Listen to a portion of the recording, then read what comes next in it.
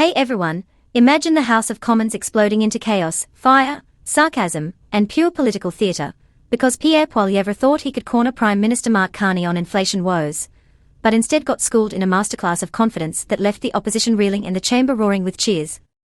If you're glued to Canadian politics 2025 drama, or searching for that epic Carney-Poilievre clash in Parliament today, this is it. Carney didn't just defend, he demolished, flipping the script from defence to dominance, and by the time Melanie Joly jumped in, it was game over. Stick around for the full breakdown of this viral House of Commons showdown, because if you thought Canadian leadership was boring, this fiery exchange on groceries, carbon taxes, and auto jobs will change your mind forever. Hit like if you're Team Carney's economic lessons, and subscribe for more unfiltered takes on Parliament Hill fireworks. Let's set the stage for this trending Canadian Parliament clash. October 2025, Pierre Poilievre stormed in with his classic populist playbook, painting a grim picture of everyday Canadians suffering under Carney's watch. Single moms staring down skyrocketing grocery prices, seniors choosing between meals and heat, and 2 million folks lining up at food banks every month. He tried to trap the PM in emotional quicksand, blaming it all on Carney's out-of-touch leadership. Have you felt that pinch at the checkout lately, wondering if politicians are even listening? Does Poilievre's rage hit home, or is it just noise? But here's where it gets juicy. Poilievre didn't expect Carney to stay cool under fire, turning the attack into a professorial takedown that owned the room. Isn't it wild how one calm voice can make a bully look small? Listen to Poilievre's opening salvo. Canadians, according to this Prime Minister, have never had it so good. If you're that single mother out there walking down the grocery aisle looking at prices rise before your eyes, if you're that senior choosing between eating and heating, if you're one of the countless Canadians who see that roasted coffee is up 41% since the Prime Minister took office, that nuts and seeds up 15%, that food price inflation is now double the target, or if you're one of those 2 million people that are lined up at food banks every single month, the Prime Minister says you've never had it so good. How is it possible for this Prime Minister to be so costly and so out of touch with reality? Boom, raw emotion, stats flying, the kind of attack designed to rally the base and rattle the target. The chamber tenses, everyone waits for Carney's counterpunch. But instead of scrambling, Carney leans in with that signature poise, taking a deep breath. Okay, Mr.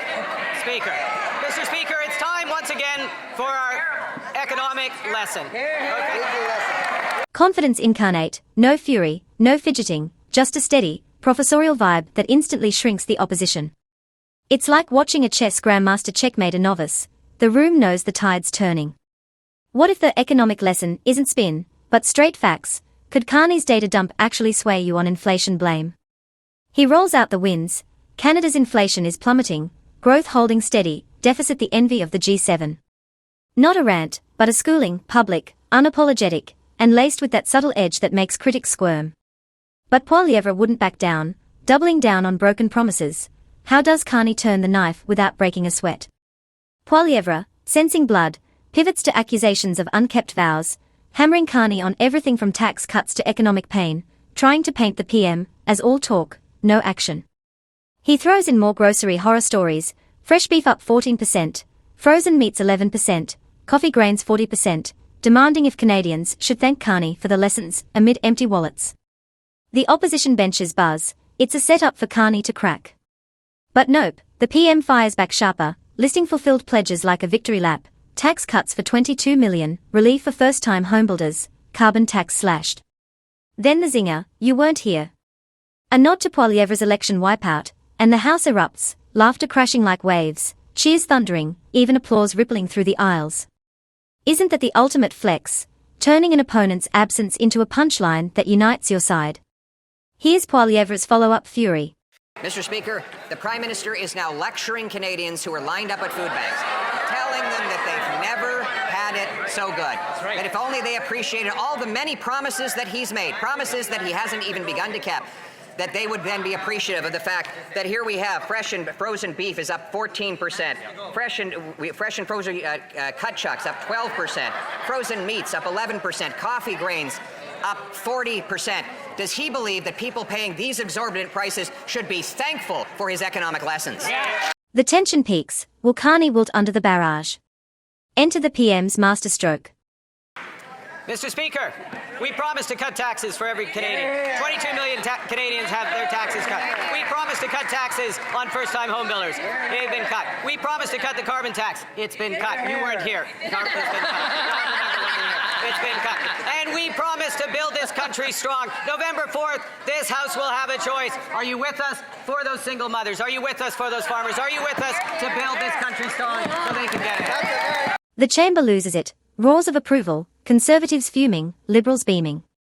Carney doesn't just parry, he mocks, reframing the debate from Poilievre's pity party to a call to arms for real progress. If you're a single mom or farmer feeling the squeeze, does Carney's promise listing feel like relief, or empty rhetoric? Poilievre swings back with hidden Liberal taxes on groceries, citing food professor Sven R. Vencelar-Lavoie, but can Carney's data crush that too? Undeterred, Poilievre unleashes his ace, the industrial carbon tax still lurking, for the expert, hitting farmers on equipment and fertilizer, then rippling to grocery shelves. He quotes the professor, the industrial carbon tax, the worst part is still there. It's a populist gut punch, framing Carney as the villain jacking up food bills. The opposition leans in, smelling victory. In the endless carbon tax debate Canada 2025, does Poilievre's farmer angle sway you, or is it cherry-picking? But Carney? Ice cold. He counters with independent research from the Canadian Climate Institute, the net impact on food prices.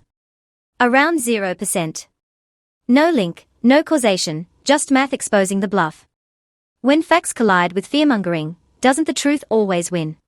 Mr. Speaker, the Prime Minister has tried to deny the existence of continued hidden Liberal taxes on groceries. But Canada's leading food price expert, the food professor, Sylvain Charlebois, has said the exact opposite. He says, and I quote, the industrial carbon tax, the worst part is still there. He was referring to the fact that farmers pay the tax on the steel that goes into their farm equipment, combines, tractors, and bins, and on their fertilizer. Is the Prime Minister really going to expect Canadians who can't pay their grocery bills to believe that the cost of the carbon tax on our farmers does not get passed on at the grocery shelf? Carney's in reply, Mr. Speaker. Mr. Speaker, I'm going to quote independent research, Mr. Speaker, the Canadian Climate Institute, which finds that the impact of the industrial carbon tax, now wait for it, the net impact of the industrial carbon tax on food prices, it is on average around 0%. The House quiets, then erupts again, opposition scrambling, backbenchers stunned. Carney's not debating, he's dismantling, using 0% as a weapon that neuters Poilievre's core attack. If independent studies say carbon tax inflation impact Canada 2025 is zilch, does that change how you view the endless blame game?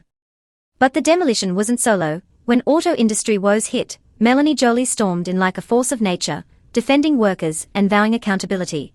How does her fire seal the rout? The session's fire didn't fizzle with economics. It blazed into auto sector drama, where Poilievre pounced on Stellantis shifting US-bound, blaming Carney's EV mandate for killing jobs and supply chains. He accused the PM of negotiation flops, no July 21st deal, broken worker promises, and demanded ditching the mandate to revive manufacturing.